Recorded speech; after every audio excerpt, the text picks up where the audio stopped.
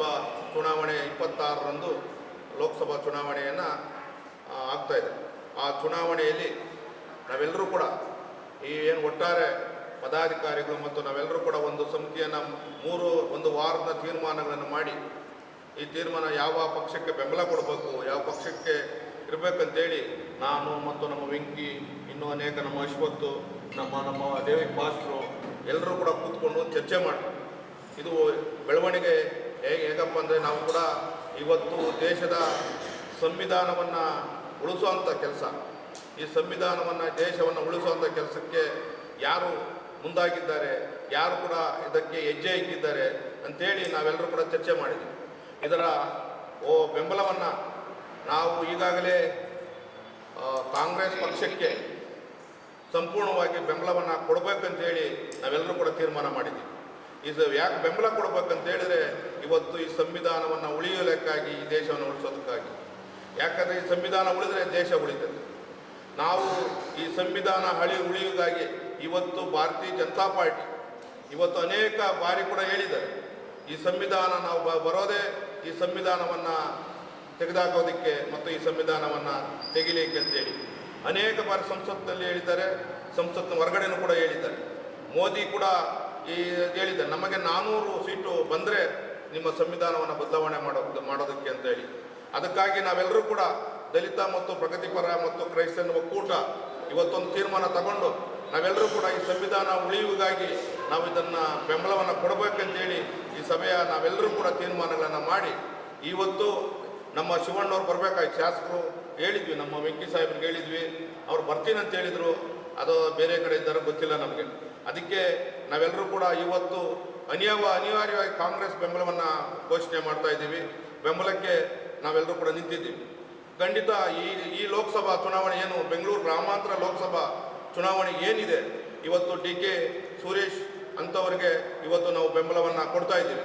ಈ ಬೆಂಬಲವನ್ನು ಅವರಿಗೆ ಇವತ್ತು ನಮ್ಮ ಏನು ದಲಿತ ಮತ್ತು ಎಲ್ಲರೂ ಕೂಡ ಇದನ್ನು ಬೆಂಬಲಿಸಿ ಅವರನ್ನ ಅತ್ಯಧಿಕ ಮತಗಳಿಂದ ಏನು ನಮ್ಮ ತಾಲೂಕಲ್ಲಿ ಇವತ್ತು ಶಿವಣ್ಣವರಿಗೆ 1,35,000 ಓಟನ್ನು ಏನು ಕೊಟ್ವಿ, ಅದಕ್ಕಿಂತ ಹೆಚ್ಚು ಮತಗಳನ್ನು ಕೊಟ್ಟು ಅವ್ರನ್ನ ನಮ್ಮ ತಾಲೂಕಿಂದ ಜಯಗಳಿಸಬೇಕಂತೇಳಿ ನಾನು ಮೊದಲಿಗೆ ಅವರಿಗೆ ನಾನು ಬೆಂಬಲವನ್ನು ಘೋಷಣೆ ಮಾಡ್ತಾ ಇದ್ದೀನಿ.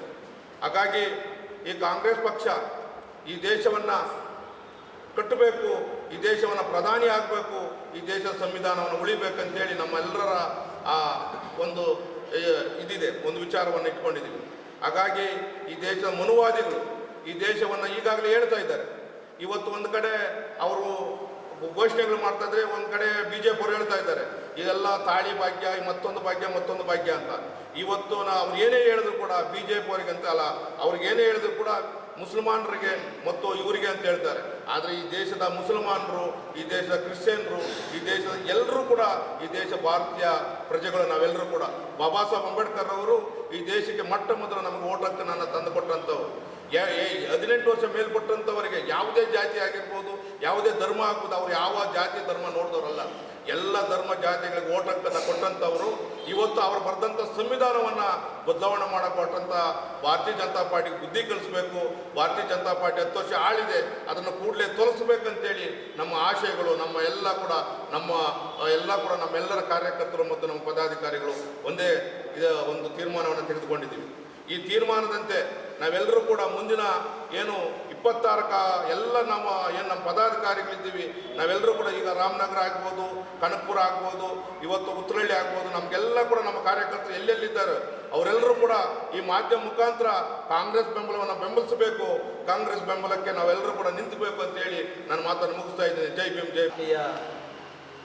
ದಲಿತ ಹಾಗೂ ಪ್ರಗತಿಪರ ಹೋರಾಟ ಸಮಿತಿಯ ಎಲ್ಲ ನನ್ನ ನೆಚ್ಚಿನ ಹೋರಾಟ ಬಂಧುಗಳೇ, ಹಾಗೆ ಈ ಪತ್ರಿಕಾಗೋಷ್ಠಿಗೆ ಆಗಮಿಸತಕ್ಕಂಥ ಎಲ್ಲ ಪತ್ರಿಕಾ ಮಾಧ್ಯಮದವರಿಗೆ ನಾನು ಮೊದಲನೇ ಬಾರಿಗೆ JB ವಂದನೆಗಳನ್ನು ಅರ್ಪೋದ್ರ ಮುಖಾಂತರ ಏನಿವತ್ತು ಪತ್ರಿಕಾಗೋಷ್ಠಿಯನ್ನು ನಾವು ಒಕ್ಕೂಟದ ಮೂಲಕ ಕರೆದಿದ್ದೀವಿ. ಯಾಕಂತಂದರೆ ನಾವು ಅಂದ್ಕೊಂಡಿದ್ದೇ ಬೇರೆ, ನಮ್ಮ ಒಕ್ಕೂಟದಿಂದ ಒಂದು ಕ್ಯಾಂಡಿಡೇಟನ್ನು ಹಾಕೋಣ ಅಂತ ನಾವು ಒಂದು ಮೊದಲು ತೀರ್ಮಾನ ತಗೊಂಡಿದ್ದೀವಿ.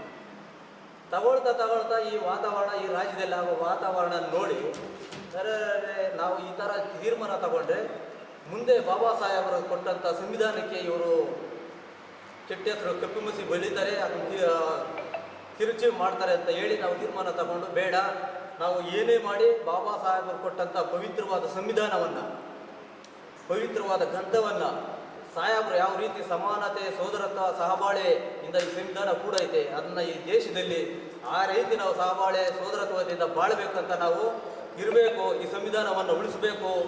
ಈ RSS ಮತ್ತು BJPಯವರು ಈ ಸಂವಿಧಾನವನ್ನು ಅಳಿಸಿ RSS ಮತ್ತು BJP ಸಂವಿಧಾನವನ್ನು ರಚಿಸ್ತಾರೆ. ನಾವು ಹಿಂಗೆ ಬಿಟ್ಟರೆ, ಹಂಗಾಗಿ ಬಾಬಾ ಸಾಹೇಬರ ಕೊಟ್ಟಿರೋಂಥ ಸಂವಿಧಾನವನ್ನು ನಾವು ಉಳಿಸಬೇಕು.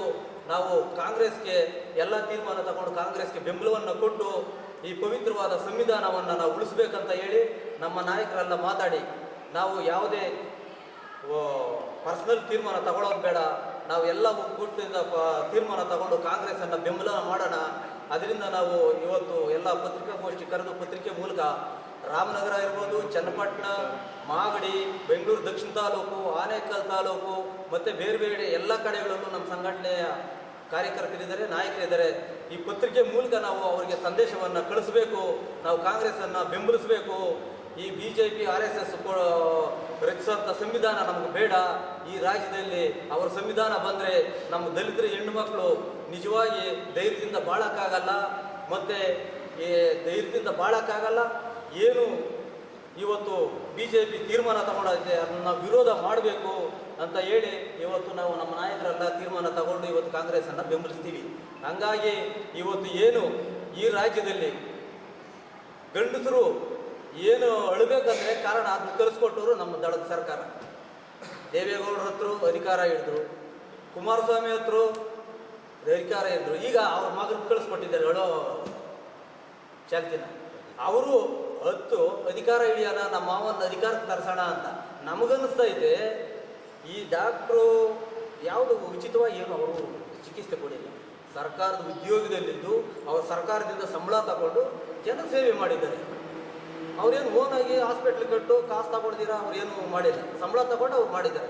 ಇವತ್ತು ಉದಾಹರಣೆಗೆ ಆನೇಕಲ್ ತಾಲೂಕು ದಂಡಾಧಿಕಾರಿ ಸರ್ಕಾರ ಅವ್ರನ್ನ ತಾಲೂಕು ದಂಡಾಧಿಕಾರಿಯಾಗಿ ಮಾಡಿದೆ, ಜನಸೇವೆ ಮಾಡೋಂಥ ಕುಂಡ್ರಿಸಿರೋದು. ನಿಮ್ಮನ್ನ ಹಿಂಗೆ ಸರ್ಕಾರ ನಿಮ್ಮನ್ನು ಒಂದು ವೈದ್ಯನಾಗಿ ಮಾಡ್ತು, ನೀವು ಜನಸೇವೆ ಮಾಡಿದ್ದೀರಿ. ನಾನು ಹೃದಯ ತಜ್ಞೆ ಮಾಡಿಬಿಟ್ಟೆ, ಫ್ರೀ ಎಲ್ಲಿ ಮಾಡಿದ್ದೀರಿ ತೋರಿಸ್ರಿ. ನೀವು ಮಾಡಿರೋದು ಇವತ್ತು BJP ಸೇರೋದು ನಮಗೆ ಅನುಮಾನ ಹುಡ್ತಾ ಇದೆ. ಏನಂದರೆ IT ಅವರು BJPಗೆ ನಾವು ಸೇರ್ಪಡೆ ಆಗಿಲ್ಲ ಅಂದರೆ ನಾವು ರಿಟೈರ್ಡ್ ಆಗಿದ್ದೀನಿ, ನಮ್ಮನ್ನು ರೈಡ್ ಮಾಡ್ತಾರೆ ಅಂತ ಒಂದು ಮನಸ್ಸಲ್ಲಿ ಉದ್ದೇಶ ಇಟ್ಕೊಂಡು ನೀವು BJP ಸೇರಿದ್ದೀರ ಅಂತ ನಮ್ಗೆ ಅನುಮಾನ ಕಾಡ್ತಾ ಇದೆ. ನೀವು ರಾಜಕೀಯದಲ್ಲಿ ಬರಬೇಕಂತ ನನಗೆ ಉದ್ದೇಶ ಇರಲಿಲ್ಲ ಅಂತ ಮೊದಲೇ ಹೇಳಿದ್ದೀರಿ. ನೀವು ನಿಮ್ಮ ಮಾತಲ್ಲೇ ನಮ್ಗೆ ಅನುಮಾನ ಗೊತ್ತಾಗ್ತದೆ. ಹಂಗಾಗಿ ನೀವು ಮಾಡೋ ಈ ನಕಲಿ ನಾಟಕಗಳು, BJPಯವರು ಮಾಡೋ ನಕಲಿ ನಾಟಕಗಳು ನಮ್ಗೆ ಬೇಕಾಗಿಲ್ಲ. ಈ ದೇಶದಲ್ಲಿ ಬಾಬಾ ಸಾಹೇಬ್ ಕೊಟ್ಟಂಥ ಪವಿತ್ರವಾದ ಸಂವಿಧಾನ ಹಂಗೆ ಉಳಿಬೇಕು. ಈ ದೇಶ ಸಮಾನತೆ, ಸೋದರತ್ವ, ಸಹಬಾಳ್ವೆಯಿಂದ ಇರಬೇಕು. ನಾವೆಲ್ಲರೂ ಅಣ್ಣ ತಮ್ಮಂದ್ರ ಥರ, ಒಂದು ತಾಯಿ ಮಕ್ಕಳ ಥರ ನಾವು ಬಾಳಬೇಕನ್ನೋ ಒಂದು ಉದ್ದೇಶದಿಂದ ಇವತ್ತು ನಾವು ಕಾಂಗ್ರೆಸ್ ಪಕ್ಷವನ್ನು ಬೆಂಬಲ ಮಾಡಿ ಇವತ್ತು ಈ ಸಂವಿಧಾನನ ಉಳಿಸ್ಬೇಕಂತ ನಾವು ತೀರ್ಮಾನ ತಗೊಂಡು ಇವತ್ತು ಪತ್ರಿಕಾಗೋಷ್ಠಿ ನಡೆಸ್ತಾ ಇದ್ದೀವಿ. ಹಂಗಾಗಿ ನಾನು ಈ ತಾಲೂಕಿನ ಜನರಲ್ಲಿ ಕೈ ಮುಗಿದು ಕೇಳ್ಕೊಳ್ತೀನಿ, ಯಾವುದೇ ಕಾರಣಕ್ಕೂ ನೀವು BJPಗೆ ಓಟ್ ಹಾಕಬೇಡಿ. ಯಾಕಂತಂದರೆ ನಮ್ಮ ಹೆಣ್ಣುಮಕ್ಕಳು ಧೈರ್ಯದಿಂದ ಶಾಲೆಗೆ ಹೋಗಬೇಕು, ಧೈರ್ಯದಿಂದ ಬಾಳಬೇಕು, ಈ ಸಂವಿಧಾನ ಉಳಿಬೇಕು. ಈ ಪವಿತ್ರವಾದ ಸಂವಿಧಾನ ನಮ್ಮ ದೇಶದಲ್ಲಿ ಪರ್ಮನೆಂಟಾಗಿ ಉಳ್ಕೋಬೇಕಂದ್ರೆ ನೀವು ದಯವಿಟ್ಟು BJPನಲ್ಲಿರೋ ನಮ್ಮ ಅಣ್ಣತಮ್ಮಂದ್ರಿಗೂ ಹೇಳ್ತೀನಿ, ದಳದಲ್ಲಿರೋ ನಮ್ಮ ಅಣ್ಣತಮ್ಮಂದ್ರಿಗೂ ಹೇಳ್ತೀನಿ, ದಯವಿಟ್ಟು ನೀವು ಪಾರ್ಟಿ ಬಿಟ್ಟು ಸಂವಿಧಾನಕ್ಕೋಸ್ಕರ ನೀವು ಕಾಂಗ್ರೆಸ್ ಪಕ್ಷಕ್ಕೆ ಓಟ್ ಹಾಕಿ ಈ ದೇಶದಲ್ಲಿ ಸಂವಿಧಾನನ ಉಳಿಸೋಣ, ನಾವು ಸಹಬಾಳ್ವೆಯಿಂದ ಬಾಳೋಣ ಅಂತ ಹೇಳ್ತಾ ನನಗೆ ಮಾತನಾಡಲು ಅವಕಾಶ ಕೊಟ್ಟಂತ ನಿಮ್ಮೆಲ್ಲರಿಗೂ ವಂದಿಸ್ತಾ ನನ್ನ ಮಾತನ್ನು ಮುಗಿಸ್ತಾ ಇದ್ದೀನಿ. ಜೈ ಭೀಮ್, ಜೈ ಭಾರತ್. ನಾವು ಇವತ್ತು ಏನು ಪತ್ರಿಕಾಗೋಷ್ಠಿ ಕರೆದಿದ್ದೀವಿ, ನಮ್ಮ ಹೋರಾಟಗಾರರು, ಮುಖಂಡರು, ಕರ್ನಾಟಕ ದಲಿತ ಸಂಘರ್ಷ ಸಮಿತಿ, ಎಲ್ಲ ಸಂಘಟನೆ ಹೋರಾಟಗಾರರು ನಾವು ಇವತ್ತು ಪತ್ರಿಕಾಗೋಷ್ಠಿ ಏನು ಕರೆದಿದ್ದೀರಿ ಅಂದರೆ, ಇವತ್ತು ಸಂವಿಧಾನ ತಿದ್ದುಪಡಿ ಮಾಡ್ತೀನಿ ಅಂದ್ಬಿಟ್ಟು BJPಯವರು ರಾಜ್ಯಾದ್ಯಂತ ಹೋರಾಟ. ಮೋದಿ ಬಂದ್ರಪ್ಪ, ಅಮಿತ್ ಶಾ ಬಂದರು, BJP ಗೆಲ್ಲಿಬೇಕು ಅಂದ್ಬಿಟ್ಟು MLA ಅವ್ರನ್ನ ಇಷ್ಟು ಜನನ ಗೆಲ್ಲಿಸ್ಬೇಕು ಅಂದ್ಬಿಟ್ಟು ಏನಪ್ಪ ಗೆಲ್ಲಿಸಿದ್ರು? ಮೋದಿನೂ ಅಮಿತ್ ಶಾ ಏನು ಗೆಲ್ಲಿಸಿಲ್ಲ, ಕಾಂಗ್ರೆಸ್ಸೇ ಬಂತು ಮೇಯ್ನು. ಏನೋ ಇವತ್ತು ಸಂವಿಧಾನ ಕರ್ನಾಟಕದಲ್ಲಿ ಉಳಿಬೇಕಂದ್ರೆ, ಭಾರತ ದೇಶದಲ್ಲಿ ಸಂವಿಧಾನ ಉಳಿಬೇಕಂದ್ರೆ ನಾವು ಇವತ್ತು ಕರ್ನಾಟಕ ದಲಿತ ಸಂಘರ್ಷ ಸಮಿತಿ ಎಲ್ಲ 30 ಜಿಲ್ಲೆಯಲ್ಲಿ ಏನು ದಲಿತ ಸಂಘರ್ಷ ಸಮಿತಿ ಹೋರಾಟಗಾರರು ಆಮೇಲೆ ಅಕ್ಕ ತಂಗಿಯರು ಏನು ಹೋರಾಟಗಾರರು ಇದ್ದೀರೋ ಅಣ್ಣ ತಮ್ಮಂದರು ಅಕ್ಕ ತಂಗಿಯರು ಎಲ್ಲರೂ ನಾವು ದಲಿತ ಸಂಘರ್ಷ ಸಮಿತಿ ಏನು ಕರೆ ಕೊಡ್ತಾ ಇದ್ದೀರಿ ಕಾಂಗ್ರೆಸ್ಗೆ ನಾವು ಬೆಂಬಲ ಕೊಡೋಣ, ಕಾಂಗ್ರೆಸ್ ಕೋರ್ಟ್ ಹಾಕೋಣ, ಸಂವಿಧಾನ ಉಳಿಸೋಣ, DK ಸುರೇಶ್ಗೆ ಬೆಂಬಲ ಕೊಡೋಣ ಅಂದ್ಬಿಟ್ಟು ನನ್ನ ಮಾತನ್ನು ಮುಗಿಸ್ತಾ ಇದ್ದೀನಿ. ಈ ದೇಶದ ನಮ್ಮ ಅಮೂಲ್ಯವಾದ ಓಟು ಯಾರಿಗಾಗ್ತಿದೆ ಅನ್ನೋದೇ ಮುಖ್ಯ ಒಂದು ಇದಾಗಿದೆ. ಈ ದೇಶದ 2014 ಈ ದೇಶದ ಪ್ರಧಾನಿ ನರೇಂದ್ರ ಮೋದಿ ಅವರು ಬಂದ ಮೇಲೆ ಹೇಳ್ತಾರೆ 14 ಎಲ್ಲರಿಗೂ 15 ಲಕ್ಷ ಆಗ್ತೀನಿ ಅಂತ ಮೊದಲು ಸುಳ್ಳು ಹೇಳಿದ್ರು.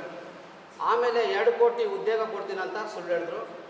ಇವಾಗ ರಾಮೂರ್ ದೇವಸ್ಥಾನ ಕಟ್ಟಿ ಅದು ಇನ್ನೂ ಫಿನಿಶಿಂಗ್ ಆಗಿಲ್ಲ, ಮೊನ್ನೆ ಉದ್ಘಾಟನೆ ಮಾಡ್ತಾರೆ.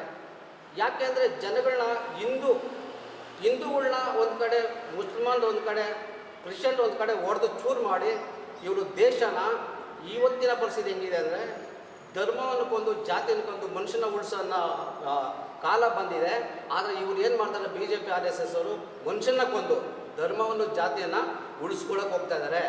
ನಮ್ಮ ದಲಿತ ಸಮುದಾಯ ನಾವು ಯಾರ ಕಡೆ ನಿಲ್ಲಬೇಕು ಅನ್ನೋದು ಇವತ್ತು ನಮ್ಮೆಲ್ಲರಿಗೂ ಮನವರಿಕೆ ಆಗಿದೆ. ಯಾಕಂದರೆ ಇವತ್ತಿನ ಕ್ರೈಸ್ತರಾಗ್ಬೋದು, ಇವತ್ತಿನ ಮುಸ್ಲಿಮಾನರುಗಳಾಗ್ಬೋದು, ನಾವು ವೋಟ್ ಹಾಕೋ ವ್ಯಕ್ತಿ ಯಾರು ಅವ್ರು ಬಂದ್ಬಿಟ್ಟು ನಮ್ಮನ್ನು ಯಾವ ರೀತಿ ನಡೆಸ್ಕೊತಾರೆ, ಈ ಸಂವಿಧಾನಕ್ಕೆ ಅದು ಒಳ್ಳೆಯ ಒಂದು ಭವಿಷ್ಯ ಇದೆಯಾ, ಇಲ್ಲ 400 ಸೀಟ್ ಬೆಲೆ ಬಂದರೆ ನಾವು ಏಕರೂಪದಲ್ಲಿ ಸಂವಿಧಾನ ಬದಲಾಯಿಸ್ತೀನಿ ಅಂತ BJP ಅಜೆಂಡಾ ಅನೇಕ ಮಾಧ್ಯಮಗಳಲ್ಲಿ ಬಂದಿದೆ.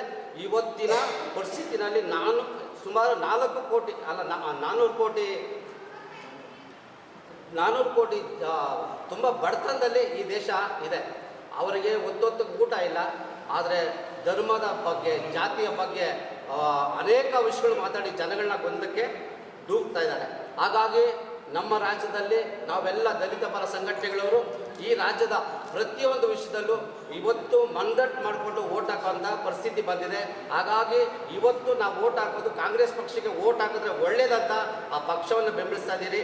ರಾಜ್ಯದಲ್ಲಿರುವ ಎಲ್ಲ ಕಾರ್ಯಕರ್ತರಿಗೂ, ಸಂಬಂಧಿಕರು, ಬಂಧು ಬಳಗದವ್ರಿಗೂ, ಸ್ನೇಹಿತರಿಗೂ ನನ್ನ ಈ ಮಾಧ್ಯಮ ಮುಖಾಂತರ ಏನು ಹೇಳ್ತೀನಿ ಅಂದರೆ, ಆದಷ್ಟು ನೀವು ಕಾಂಗ್ರೆಸ್ ಪಕ್ಷಕ್ಕೆ ಓಟ್ ಹಾಕಿ ರಾಜ್ಯದ ಏಳಿಗೆಗಾಗಿ, ನಮ್ಮ ಹಿಂದೆ ಬರುವ ಪೀಳಿಗೆ, ನಮ್ಮ ಮಕ್ಕಳು ಭವಿಷ್ಯಕ್ಕಾಗಿ ಈ ಸಂವಿಧಾನ ಸುರಕ್ಷಿತವಾಗಿರಬೇಕಂದ್ರೆ ನಾವು ಇವತ್ತಿನ ಕಾಂಗ್ರೆಸ್ ಪಕ್ಷಕ್ಕೆ ಬೆಂಬಲಿಸಿ ಈ ರಾಜ್ಯದ ಅನೇಕ ವಿಷಯದಲ್ಲಿ ಮಾದರಿ ತಂದು ದೇಶದಲ್ಲಿ ಒಂದು ಒಳ್ಳೆಯ ವ್ಯಕ್ತಿ ಪ್ರಧಾನಿಯಾಗಿ ಬರಬೇಕನ್ನೋದು ನಮ್ಮೆಲ್ಲರ ಆಶ್ರಯ.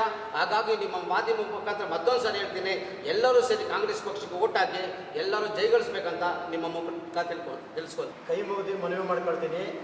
ಯಾವುದೇ ಕಾರಣಕ್ಕೆ ನೀವು BJP ಓಟ್ ಹಾಕ್ಬೇಡ್ರಿ. ಕಾರಣ ಏನಪ್ಪ ಅಂದರೆ, ಸಂವಿಧಾನ ಇವತ್ತು ಬದಲಾವಣೆ ಮಾಡೋಕ್ಕೆ ಹೋಗಿದ್ದಾರೆ. ಸಂವಿಧಾನ ಬದಲಾವಣೆ ಮಾಡಿದ್ರೆ ನಾವು ಇವತ್ತು ಇಡೀ ದೇಶದಲ್ಲಿ ಯಾರೂ ಉಳಿಗಾಲ ಇಲ್ಲ. ಹಾಗಾಗಿ ಇವತ್ತು ಆನೇಕಲ್ ಭಾಗದಲ್ಲಿ ದಲಿತ ಪರ ಸಂಘಟನೆಗಳ ಹೋರಾಟ ಸಮಿತಿಯಿಂದ ಇವತ್ತು ನಾವು ಒಕ್ಕೊರಳಿನಿಂದ ಇವತ್ತು ಮಾಧ್ಯಮದ ಮೂಲಕ ನಿಮಗೆ ವಿಚಾರವನ್ನು ಮುಗಿಸ್ತಾ ಇದ್ದೀವಿ. ಇವತ್ತು ನರೇಂದ್ರ ಮೋದಿ ಅವರು ಬಂದು 10 ವರ್ಷ ಆಯಿತು. 10 ವರ್ಷದಿಂದ ಅವರು ಹೇಳಿದ್ದು ಶ್ರೀರಾಮನ ಪರಮ ಭಕ್ತ, ಶ್ರೀರಾಮನಂತ ಅವರಷ್ಟು ಪರಮ ಭಕ್ತರು ಇನ್ನು ಯಾರಿಲ್ಲ. ಅವರು ಹೇಳೋಷ್ಟು ಸುಳ್ಳು ಈ ದೇಶದಲ್ಲಿ ಯಾರೂ ಹೇಳೋದಿಲ್ಲ. ಅಷ್ಟು ಸುಳ್ಳುಗಳನ್ನು ಹೇಳ್ತಾ ಇದ್ದಾರೆ. ಅಚ್ಚೇ ದಿನ ಬರ್ತದೆ ಅಂತ ಹೇಳ್ತಾ ಇದ್ದಾರೆ. ಇದುವರೆಗೂ ಯಾವುದೇ ಅಚ್ಚೇ ದಿನ ನೋಡಿಲ್ಲ. ನಾವು ಬಡವರಾಗಿ ಹೇಳಿದ್ದೀವಿ. ಇವತ್ತು ಎಲ್ಲ ಬ್ಲ್ಯಾಕ್ ಮೇಲ್ ಮಾಡ್ತಾ ಇದ್ದಾರೆ.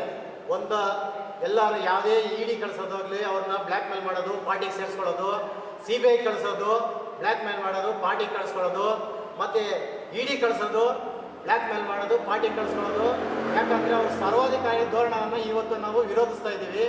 ಮುಂದಿನ ದಿನಗಳಲ್ಲಿ ಸಂವಿಧಾನ ಬದಲಾವಣೆ ಮಾಡೋದಕ್ಕೆ ಅವರು 400 ಸೀಟುಗಳು ಬಂದರೆ ನಾವು ಸಂವಿಧಾನ ಬದಲಾವಣೆ ಮಾಡ್ತೀವಂತ ಇವತ್ತು ಘಂಟಾಘೋಷವಾಗಿ ನರೇಂದ್ರ ಮೋದಿ ಅವರು ಹೇಳ್ದಿರ ಅವರ ಸಹಚರರ ಕೈಯಲ್ಲಿ ಇವತ್ತು ಹೇಳಿಸ್ತಾ ಇದ್ದಾರೆ.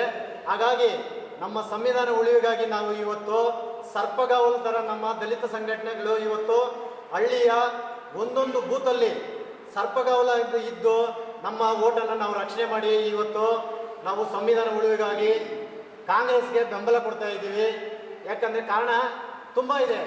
ಇವತ್ತು ಗ್ಯಾರಂಟಿಗಳು ಕೊಡ್ತಾ ಇದ್ದಾರೆ ಕಾಂಗ್ರೆಸ್ ಅಂತ ನಾವು ಓಟ್ ಹಾಕ್ತಾ ಇಲ್ಲ.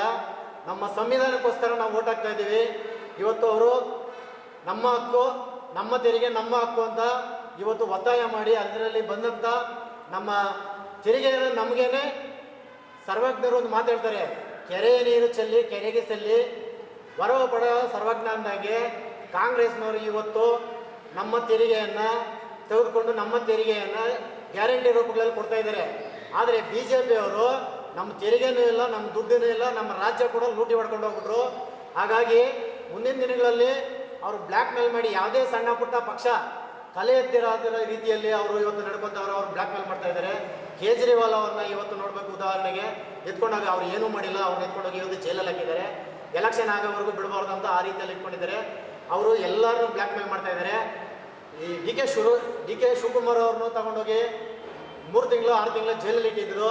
ಅವರು ಇವತ್ತು ಸರ್ಕಾರನೇ ಮುಕ್ತ ಅಂತ ಹೇಳ್ಬಿಟ್ಟು ಅವ್ರು ಯಾವುದೋ ತಪ್ಪು ಮಾಡಿಲ್ಲ ಅಂತ ಮುಕ್ತರ ಅಂತ ಹೇಳಿ ಕ್ಲೀನ್ ಚೀಟ್ ಅಂತ ಹೇಳಿ ಇವತ್ತು ಕೊಟ್ಟಿದ್ದಾರೆ. ಹಾಗಾಗಿ ಅವರು ಯಾರು ಬ್ಲ್ಯಾಕ್ ಮೇಲ್ ಮಾಡ್ತಾರ, ಅವ್ರನ್ನೆಲ್ಲ ಎಷ್ಟು ಜನ ಬ್ಲ್ಯಾಕ್ ಮಾಡ್ತಾರ, ಅವರೆಲ್ಲ ಪಾರ್ಟಿಗೆ ಹೋಗಿಲ್ಲ ಅಂದರೆ ಅವ್ರನ್ನ ಜೈಲಿಗೆ ಕಳಿಸ್ತಾರೆ. ಇಲ್ಲ ಪಾರ್ಟಿಗೆ ಹೋಗಿದ್ರೆ ಸರೆಂಡರ್ ಆದರೆ ಅವ್ರನ್ನ ಅಲ್ಲಿಗೆ ಬಿಟ್ಕೊಂಡು ಅವ್ರು ಪಾರ್ಟಿಯನ್ನು ಸೇರಿಸ್ಕೊಂತಾರೆ. ಅವರು ಭ್ರಷ್ಟ ನಿರ್ಮೂಲನೆ ಮಾಡ್ತೀವಿ ಅಂತ ಹೇಳ್ತಾರೆ, ಭ್ರಷ್ಟನೆಲ್ಲ ಜೈಲಿಗೆ ಕಳಿಸ್ತೀವಿ ಅಂತ ಹೇಳ್ತಾರೆ. ಇಡೀ ಭ್ರಷ್ಟನೆಲ್ಲ ತಗೊಂಡ್ಬಂದು ಅವರೇ ಪಾರ್ಟಿಗೆ ಸೇರಿಸ್ಕೊಂಡವ್ರೆ. ಯಾರು ಭ್ರಷ್ಟರಿದ್ದಾರೋ ಅವ್ರನ್ನ ಕರ್ಕೊಂಡ್ಬಂದು ಪಾರ್ಟಿಯಲ್ಲಿ ಇಟ್ಕೊಂಡು ಇವತ್ತು ಅವರು ಪಾರ್ಟಿ ಉಳಿಸ್ಕೊತಾ ಇದ್ದಾರೆ. ಕಳ್ಳರು, ಕಾಕರು, ಕೊಲೆಗಾರರು ಯಾರಿದ್ದಾರೆ, ಏನೇ ಮಾಡಿದ್ರೆ ಅಂಬೇಡ್ಕರ್ ವಿಚಾರವಾಗಿ ಯಾರು ವಿರೋಧವಾಗಿ ಮಾತಾಡ್ತಾರೋ, ಇವತ್ತು ಅಂಬೇಡ್ಕರ್ನ ಯಾರು ದೂಷಿಸ್ತಾರೋ ಅಂಥವ್ರಿಗೆ ಸೀಟ್ ಕೊಡ್ತಾ ಇದ್ದಾರೆ. ತೇಜಸ್ವಿ ಸೂರ್ಯ ಆಗಿರ್ಬೋದು, ಮತ್ತು ಅನಂತಕುಮಾರ್ ಹೆಗಡೆ ಆಗಿರ್ಬೋದು, ಪ್ರಕಾಶ್ ಸಿಂಹ, ಯಾವುದು ಸಿಂಹ, ಪ್ರತಾಪ್ ಸಿಂಹನ, ಇಂಥವ್ರನ್ನ ಕರೆದು ಕೊಟ್ಟರು. ಈಗ ಅವ್ರ ಬಂಡವಾಳ ಎಲ್ಲ ತೇಲೋಗ್ಬಿಟ್ಟಿದೆ, ಎಲ್ಲೂ ಇಲ್ಲ. ಈಗ ಅವ್ರವ್ರಿಗೆ ಏನೇನು ಮಾಡಬೇಕಂತ ಜನ ಪಾಠ ಕಲಿಸಿದ್ದಾರೆ. ಮುಂದಿನ ದಿನಗಳಲ್ಲಿ ಎಲ್ಲ ಪಾಠ ಕಲಿಸ್ತಾರೆ. ಇಡೀ ದೇಶದಲ್ಲಿ ಮಣಿಪುರ ತಗೊಳ್ರಿ, ಹೆಣ್ಣು ಮಕ್ಕಳನ್ನ ಬೆತ್ತಲೆ ಸೇವೆ ಮಾಡಿದ್ರು, ಇಡೀ ಬೀದಿ ಹರಿಸಿದ್ರು. ಯಾರು ಅವ್ರ ಸರ್ಕಾರ ಇದುವರೆಗೂ ಧ್ವನಿ ಇದ್ದಿಲ್ಲ. ಹಾಗೆ ರೈತರು ಸುಮಾರು ದಿನಗಳಿಂದ ಡೆಲ್ಲಿಯಲ್ಲಿ ಪ್ರತಿಭಟನೆ ಮಾಡ್ತಾರೆ. ಇದುವರೆಗೂ ಅವ್ರಿಗೆ ಯಾವುದೇ ರೀತಿಯಲ್ಲಿ ಪ್ರತಿಭಟನೆ ಕೊಟ್ಟಿಲ್ಲ. ಅವ್ರು ಮಳೆಗಳಿರ್ತಾರೆ, ಗೋಡೆಗಳಾಗ್ತಾರೆ, JCBಗಳಿಟ್ಟು ಅವ್ರು ಯಾರು ಮರೆದಿರ ಅವ್ರಿಗೆ ತುಂಬ ತೊಂದರೆ ಕೊಡ್ತಾರೆ. ಮುಂದಿನ ದಿನಗಳಲ್ಲಿ ಇದೇ ಆದರೆ ಸರ್ವಾಧಿಕಾರಿ ಧೋರಣೆ ಬಂದರೆ ಅವರು ನಮ್ಮನ್ನು ಯಾವುದೇ ರೀತಿಗೆ ಇಟ್ಕೊಳ್ಳಲ್ಲ. ಹಳೆ ಕಾಲದಲ್ಲಿ 2000 ವರ್ಷದ ಹಿಂದೆ ಏನಿತ್ತು ಅವರ ಸಂವಿಧಾನ, ಅದರಂತೆಯೇ ಇವತ್ತು ನಾವು ನಡ್ಕೋಬೇಕಾಗಿದ್ದು. ಊರುಗಳಿಗೆ ಬಿಡಲ್ಲ, ಅಂಗಡಿಗಳಿಗೆ ಬಿಡೋದಿಲ್ಲ, ಕೆಲಸಕ್ಕೆ ಬಿಡೋದಿಲ್ಲ, ಒಂದು ಒಡವೆ ಹಾಕೊಳ್ಳೋಕೆ ಬಿಡೋದಿಲ್ಲ, ಒಂದು ರೇಷ್ಮೆ ಸೀರೆ ಕಟ್ಕೊಳ್ಳೋಕೆ ಬಿಡೋದಿಲ್ಲ. ಆ ರೀತಿ ಅದೇ ಪರಿಸ್ಥಿತಿಗೆ ತಂದಿಡೋ ಮಟ್ಟದಲ್ಲಿ ಇವತ್ತು BJP ನಡ್ಕೊತಾ ಇದೆ. ನರೇಂದ್ರ ಮೋದಿ ಏನು ಹರಿಶ್ಚಂದ್ರನ್ ಮನೆಗೆ ಏನು ಒಪ್ಪಾರ ಹಾಕೊಂಡಿಲ್ಲ. ಅವರು ಬರೀ ಹೇಳಿದ್ದೆಲ್ಲ ನಿಜ ಅಂತ ಹೇಳಿ ಒಪ್ಕೊಳ್ಳೋಕೆ ನಾವೇನು ದಡ್ರಲ್ಲ. ಸೋಷಿಯಲ್ ಮೀಡಿಯಾಗಳಲ್ಲಿ ದಿನ ನೋಡ್ತಾ ಇದ್ದೀವಿ ಅವ್ರು ಯಾವ ರೀತಿ ದಲಿತರಿಗೆ ಯಾವ್ಯಾವ ರೀತಿ ಅನ್ಯಾಯ ಮಾಡ್ತಾ ಇದ್ದಾರೆ ಅಂತ ನಾವು ಇವತ್ತು ಕಣ್ಮುಂದೆ ನೋಡ್ತಾ ಇದ್ದೀವಿ, ಸೋಷಿಯಲ್ ಮೀಡಿಯಾದಲ್ಲಿ ನೋಡ್ತಾ ಇದ್ದೀವಿ. ಕೆಲವು ಮೀಡಿಯಾಗಳು ಅವ್ರ ಪರವಾಗಿದೆ. ಅವ್ರೇನು ನಮಗೇನು ತೋರಿಸಿಲ್ಲ ಅಂದರೆ ಈ ದೇಶದಲ್ಲಿ ಯಾವ್ಯಾವುದೇ ಬಡವನಿಗೆ ಹೆಚ್ಚು ಕಡಿಮೆ ಆದರೂ ಏನು ತೊಂದರೆ ಆದರೂ ಅವ್ರು ಏನು ತೋರಿಸಿಲ್ಲ ಅಂತ ಪರವಾಗಿಲ್ಲ. ಸೋಷಿಯಲ್ ಮೀಡಿಯಾಗಳಲ್ಲಿ ನಾವು ತಿಳ್ಕೊತಾ ಇದ್ದೀವಿ. ಎಲ್ಲರೂ ಬುದ್ಧಿವಂತರಿದ್ದಾರೆ, ಇಂಟರ್ನೆಟ್ ಮೂಲಕ ತಿಳ್ಕೊತಾ ಇದ್ದಾರೆ. ನರೇಂದ್ರ ಮೋದಿ ಅವರು BJP ತೊಲಗಿಸ್ಬೇಕು, ಏನೇ ಮಾಡಿ ಈ ದೇಶದಲ್ಲಿ BJPಯನ್ನು ತೊಲಗಿಸ್ಬೇಕು. ಕಾಂಗ್ರೆಸ್ಗೆ ಇಡೀ ದೇಶನೇ ಬೆಂಬಲ ಕೊಡಬೇಕು. ಅದೇ ರೀತಿಯಲ್ಲಿ ಇವತ್ತು ನಾವು ದಲಿತ ಸಂಘಟನೆಗಳು ಆನೇಕಲ್ ಭಾಗದಲ್ಲಿ ಎಲ್ಲ ಒಕ್ಕೊರಳಿನ ಎಲ್ಲ ದಲಿತ ಸಂಘಟನೆಗಳು ಸೇರಿ ಇವತ್ತು ಡಿ ಕೆ ಶಿವಕುಮಾರ್, ಸಿದ್ದರಾಮಯ್ಯ ಅವರ ನೇತೃತ್ವದಲ್ಲಿ ಇಡೀ ನಾಯಕರು ಎಷ್ಟು ಸುಮಾರು ಈ ರಾಜ್ಯದಲ್ಲಿ ಎಷ್ಟು ಜನ ದಲಿತ ನಾಯಕರು ಎಲ್ಲರೂ ಸೇರಿ ಇವತ್ತು ಕಾಂಗ್ರೆಸ್ಗೆ ಬೆಂಬಲ ಕೊಡ್ತಾ ಇದ್ದಾರೆ. ಅದೇ ರೀತಿಯಲ್ಲಿ ಈ ತಾಲೂಕಲ್ಲಿ ನಾವು ಕೂಡ ಬೆಂಬಲ ಕೊಡ್ತಾ ಇದ್ದೀವಿ. ಮುಂದಿನ ದಿನಗಳಲ್ಲಿ ನಾವು ಓಟ್ ಹಾಕ್ಬಿಟ್ಟು ಸುಮ್ಮನೆ ಕುತ್ಕೊಳ್ಳೋದಿಲ್ಲ. BJP ವಿರುದ್ಧವಾಗಿ ನಾವು ಹೋರಾಟ ಮಾಡೋದಕ್ಕೆ ಮುಂದಿನ ದಿನಗಳಲ್ಲಿ ಶತಸಿದ್ಧರಾಗಿ ನಿಂತಿದ್ದೀವಿ. ಹಾಗಾಗಿ ಯಾವುದೇ ಬೂತಲ್ಲಿ ಇಡೀ ರಾಜ್ಯದಲ್ಲಿ 30 ಜಿಲ್ಲೆಗಳಲ್ಲಿ ನಮ್ಮ ಸಂಘಟನೆಗಳು ಕೊಲೀಸರಿದ್ದಾರೆ, ಎಲ್ಲ ಸಂಘಟನೆ ಲೀಡರ್ಗಳು ಎಚ್ಚರಿಕೆ ಕೊಡ್ತಾ ಇದ್ದೀವಿ. ನಾವು ಅವ್ರಿಗೆಲ್ಲ ಕರೆ ಕೊಟ್ಟಿದ್ದೀವಿ. ಯಾವುದೇ ಬೂತಲ್ಲಾದ್ರೂ ಕಾಂಗ್ರೆಸ್ ಅವ್ರು ಬಂದಿಲ್ಲ ಅಂದರೂ ಕೂಡ ನಮ್ಮ ದಲಿತ ಸಂಘಟನೆಗಳು ಅಲ್ಲಿ ನಿಂತ್ಕೊಂಡು ನಮ್ಮದೇ ಸಂವಿಧಾನ ಉಳಿಸ್ಕೊಳ್ಬೇಕಾಗಿರೋದ್ರಿಂದ ಅಲ್ಲೇ ಖುದ್ದಾಗಿ ನಿಂತು ಏನೇ ಸಮಸ್ಯೆ ಬಂದರೆ ಅಲ್ಲಿ ನಿಂತ್ಕೊಂಡು ಓಟ್ ಹಾಕಿ ನಮ್ಮ ಸಂವಿಧಾನನ ಉಳಿಸ್ಕೊಳ್ತೀವಿ ಅಂತ ಹೇಳಿ ಈ ಕರ್ನಾಟಕದ ಜನತೆಗೆ ನನ್ನ 2 ಮಾತನ್ನು ಹೇಳಿ ನನ್ನ ಮಾತನ್ನು ಮುಗಿಸ್ತೀನಿ. ముఖ్యంగా 10 సంవత్సరాలుగా మోడీ BJP పరిపాలన సంకల్పం చేస్తున్నారు. ఈ పరిపాలన చేస్తున్న సమయంలో బడుగు వర్గాలకి ఏమైనా చేసినాడా, బడుగు వర్గాలకు పేదవాళ్ళకి ఏమైనా చేసినాడా అనే పాయింట్ ముఖ్యంగా. రెండవదిగా వచ్చి మణిపూర్లో పెద్ద ప్రాబ్లం జరిగింది. మణిపూర్లో దళితులందరూ చంపేస్తున్నారు, దళితులంతా అవమానం చేస్తున్నారు. కానీ ఇంతవరకు మోడీకి అక్కడ చూడలేదు. తర్వాత ఛత్తీస్గఢ్ ఒక్కొక్క రాష్ట్రంలో చూసుకుంటా ఉంటే వాళ్ళ రాజ్యమే వాళ్ళదే పరిపాలన చేస్తూ ఉండదు. కారణం ఏమంటే వాళ్ళు ఈ సంవిధానము 70 సంవత్సరాలుగా ఇప్పుడు నెహ్రూ పాలన నుంచి సంవిధానం బాగుంది, అందరికీ మంచి సంవిధానం, అంబేద్కర్ రాసిన సంవిధానము చాలా మంచి సమయం పొగిడినారు, అంతా గ్రేట్గా చేస్తున్నారు. కానీ వీళ్ళకి ఎందుకు పట్టలేదు? కారణం ఏమంటే వీళ్ళు బడుగవారు అంటే వీళ్ళకి పడదు, ఎస్సీ ఎస్సీ అంటే పడదు, క్రైస్తవులు అంటే పడదు, ముస్లిమ్స్ అంటే పడదు. వీళ్ళకి కావాల్సిన ఎవరు అంటే మరాఠీలు, బాగా డబ్బుండేవాళ్ళు, ఎవరు వాళ్ళ జాతులే వాళ్ళు పెంపొందించుకోవడమే మోడీ చేస్తా ఉన్న పని. ఈ సీక్రెట్గా లోపల జరుగుతుంది పనులు. కానీ ఇది మనం తెలియకుండా మనం ఏం చేస్తున్నామంటే మోడీ ప్రభుత్వం బాగుంది, మోడీ ప్రభుత్వం కొంతమంది ప్రచారం చేసి మోడీని పైకెత్తా ఉంటారు. కానీ ఎక్కడికి పోతాం మనకి తెలియదు. ఈసారి గెలిస్తే మాత్రం అందరిని అడగదొక్కి ప్లాన్ చేస్తూ ఉంటారు. దయచేసి ఈసారి బీజేపీకి ఓటే వేయకూడదు. అదే మొన్న ఒక పాంప్లెట్ కూడా వేసినారు. ఆ పాంప్లెట్ నేను తేలేకపోయినాను. ఆ పాంప్లెట్ కూడా వీలైతే నేను ఎప్పుడు వాట్సాప్లో పంపిస్తాను మీకు. ఆ పాంప్లెట్ చూడండి, అనేక పాయింట్లు పెట్టి మోడీ చేసిన అక్రమాలంతా దాంట్లో పెట్టినారు. ఆ పాయింట్ కూడా మా పాంప్లెట్ పంపిస్తాను. ఈ విధంగా మోడీ చేసిన అక్రమాలు ఇవంతా ఉంది. కానీ వాళ్ళు ఏమంటున్నారంటే ఈసారి 400 సీట్లు మేము వచ్చినామంటే ఈ అంబేద్కర్ యొక్క సంవిధానమే చేస్తామంటే ఉంటారు. అది మా వల్ల జరగదు. మా ప్రాణం ఉన్నంత వరకు ఆ సంవిధానం మేము వ్యతిరేకే ఒప్పుకోము. అది ఎంత పోరాటమైనా సరే మేము చేసే రెడీగా ఉన్నాం. తర్వాత ఎక్కువగా ఈ క్రైస్తవులు దాడులు జరుగుతూ ఉంది. ఎక్కడ చూడు క్రైస్తవులు దాడులు జరుగుతూ ఉంది. అంబేద్కర్ రాసిన ఆర్టికల్ 25 దీంట్లో ఏం చెప్తుంది? ఏ విశ్వాసం వాళ్ళ విశ్వాసం వాళ్ళది, వాళ్ళ విశ్వాసము వాళ్ళది. కావలసిన వీళ్ళు వచ్చి గొడవ పెట్టి పోలీస్ స్టేషన్ కంప్లైంట్ చేసి వెతుకు వేసి క్రైస్తవులు వేసుకొస్తారు. వీళ్ళు కేసులు వాళ్ళ మీద పెడుతున్నారు కానీ వాళ్ళ మీద పెట్టడం లేదు. ఈ విధంగా అరాచకాలు జరుగుతూ ఉంది. మతకాలు సృష్టిస్తూ ఉన్నారు. వీళ్ళు లోపల మతకాలు సృష్టిస్తూ ఉన్నారు. అందువల్ల దయచేసి ఈసారి మోడీకి ఓటు వేస్తే మనమంతా అన్ని బడుగు వర్గాలన్నీ నాశనం అయిపోతుంది. అందువల్ల మేము చెప్పడం ఏమంటే నాగణ ద్వారా మేమంతా కాంగ్రెస్కు పక్షం నిలబడి కాంగ్రెస్కు గెలిపించాలని చెప్పి ఆలోచన కలిగి ఉన్నాం. అందువల్ల అందరూ దయచేసి మనం తెలిసిన వాళ్ళకి చుట్టూ వాళ్ళకి ఉండేవారికి అంతా కూడా దీని గురించి చెప్పి మనము కాంగ్రెస్ని ఈసారి గెలిపించడానికి నడిపిస్తాము. ఈ మంచి సమయం ఇచ్చడానికి ప్రెస్ వారికి పెద్దలకు వందనం.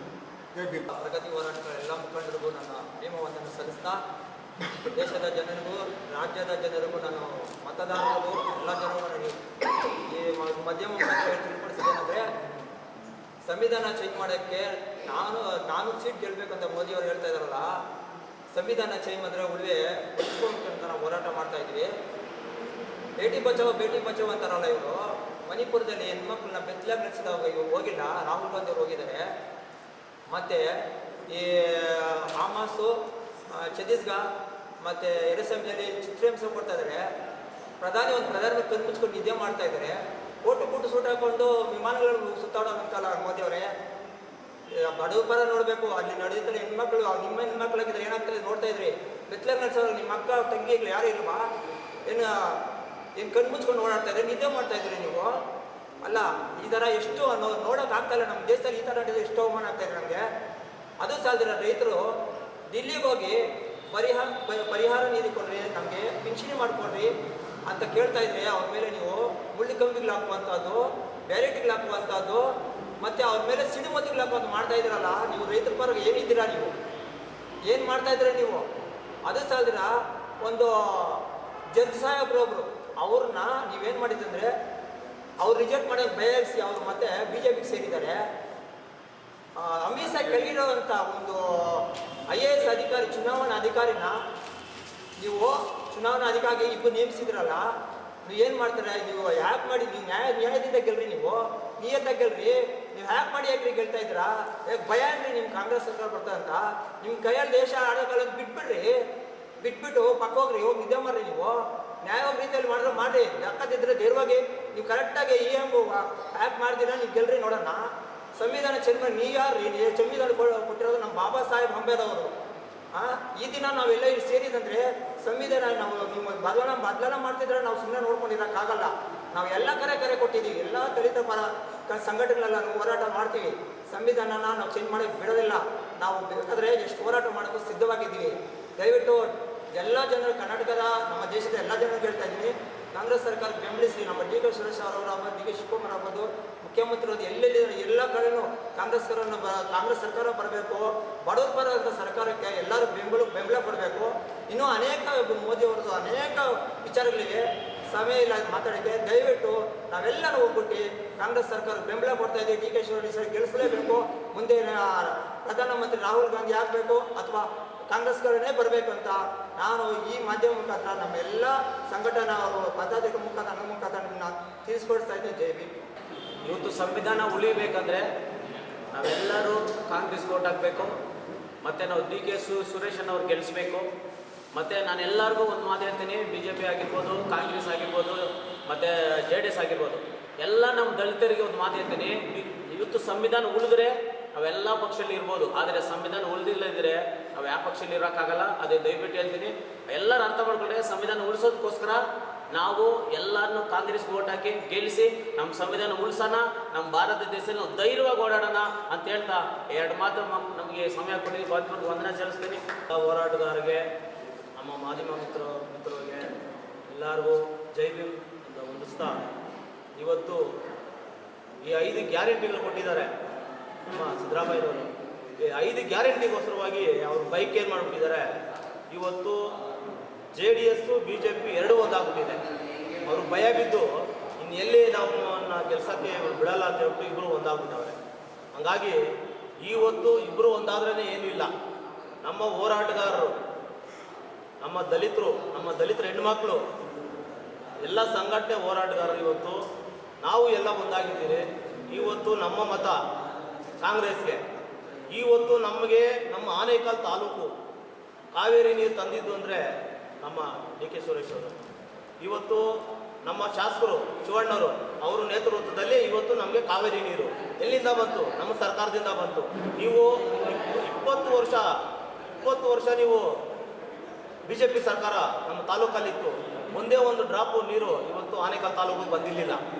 ಇವತ್ತು ನಮ್ಮ ತಾಲೂಕಲ್ಲಿ ನಮ್ಮ ಶಿವಣ್ಣವ್ರು ಬಂದ ಮೇಲೆ ಎಲ್ಲ ರೋಡ್ಗಳು ನೋಡಿ, ಎಲ್ಲ ರೋಡ್ಗಳು ಇವತ್ತು ಕ್ಲೀನಾಗಿದೆ. ರೋಡ್ಗಳು ಡಬಲ್ ರೋಡ್ ಮಾಡಿಕ್ಕಿದ್ದಾರೆ.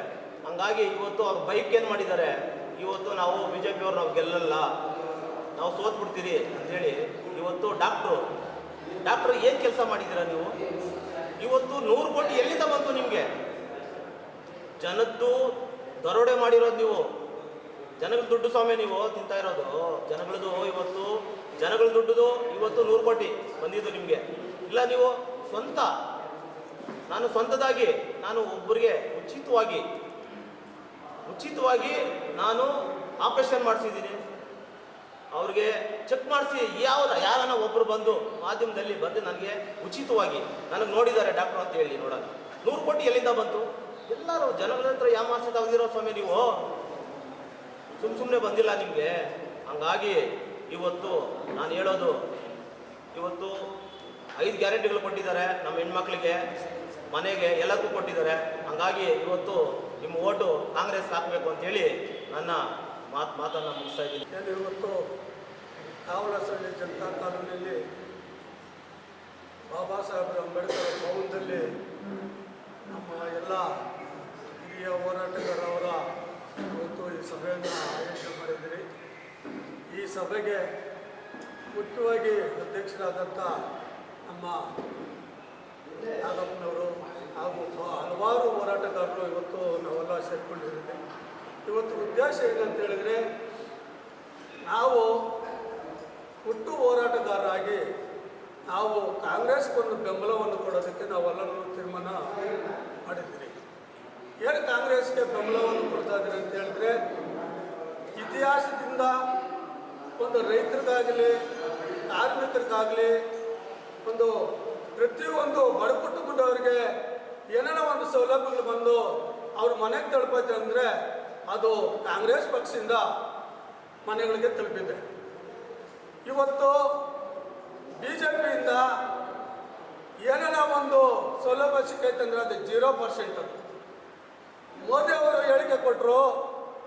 ಏನಂತ ಹೇಳಿಕೆ ಕೊಟ್ಟರು ಅಂತ ಹೇಳಿದ್ರೆ, ಅವರು ನಾನು ಗೆದ್ದರೆ 15 ಲಕ್ಷ ನಿಮಗೆ ಅಕೌಂಟ್ ಬಂದು ಬೀಳ್ತೈತೆ ಅಂತ ಹೇಳಿದ್ರು.